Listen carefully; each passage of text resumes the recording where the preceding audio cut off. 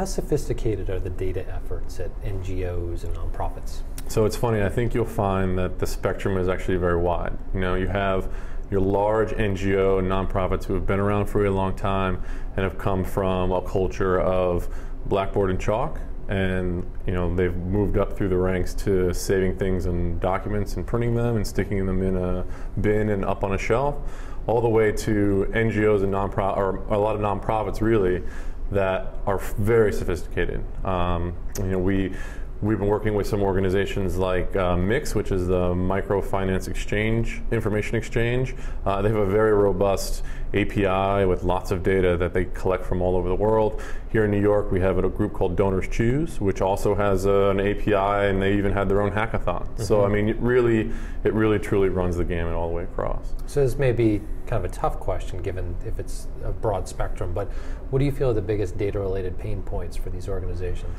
Well, for sure, on the older school end of things, is getting themselves to the point where they actually can lean on people like that are at Strata, right? Because one of the difficulties is for people who are interested in doing data work, if there's no data to work on, it's sort of a non-starter, mm-hmm. right? If you have printed out documents, one of the things that we might be able to help organizations with is first how to think about setting up your workflow and your data flow so that you can actually get to a point where you can do something. And some of that might actually be bringing in old technologies like OCR, or even having humans in the loop to do some of the transfer. Mm-hmm. On the other end of the spectrum, and a point that I actually find very interesting and is relevant to my own thinking in this space, is privacy. I mean, some of the organizations that we work with have very sensitive information about individuals' personal life. I mean, there's a group that we spoke to called the Innocence Project, and the Innocence Project works to try to exonerate death row inmates based on DNA evidence.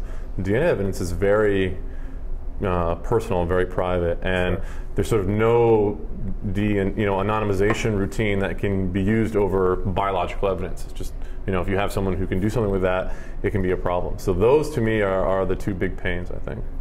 So what's the mission of Data Without Borders?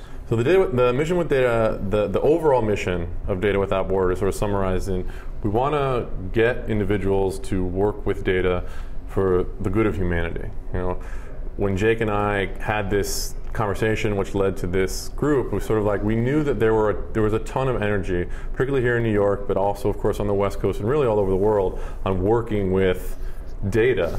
But at the end of the day, it turned out that most of what came out of that were just apps. And apps that were useful, but apps that weren't necessarily satisfying to someone who wanted to do something in that mission. So we said, how can we do this? What can we do about this? So the mission is to build that bridge. We know that there's a ton of NGOs and NPOs who sitting on mountains of data, whether by their own effort or by mandate, and don't have the time or energy or resources to do anything with it.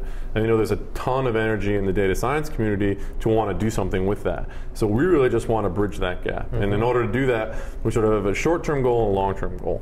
The long-term goal is we actually want to set up fellowships and have placements where we do a matching between an organization and an individual, or more than one individual, to say, let's find a problem that's interesting to both parties. Let's just act as that bridge between the two of them, and hopefully through, you know, some good relationships with the companies that they work with and the NGOs, do that sort of placement. And then in the short term, we're doing these data dives. Mm-hmm. And the data dive is really just an event, not totally dissimilar to some of the hackathons that are now popular, but unlike a traditional hackathon where the goal is to create this app or this website, we're really interested in the insight. We want to know at the end of the night or at the end of the weekend, what do we learn about the organizations that came here that we didn't know at the beginning of the event? So the data dive is to do that physical introduction, NGO, nonprofit, sitting with the data scientists for a whole night, getting to know each other, getting to know how each other works, and then finding an interesting problem that can be at least explored in the course of a 24-hour or 48-hour period, and then presenting that and having that knowledge be out there, again, for the good of humanity, so that we all sort of understand what the data are and how they can be used and understood better.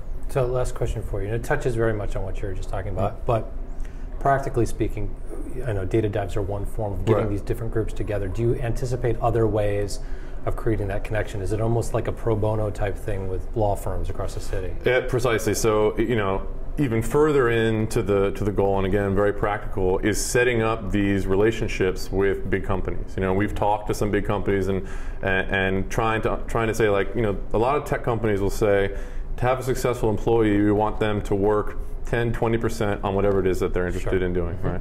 So we want to say, maybe we can showcase some opportunity for them to fill that 10-20% with a project that's giving back to the community, or a project that's meaningful to them because it's part of their passion.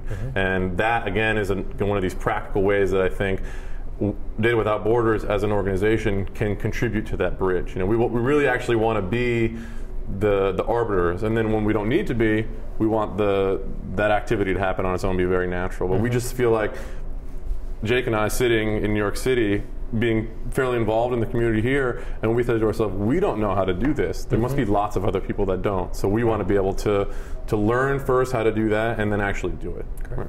Well, thanks so much for being here. It's my pleasure.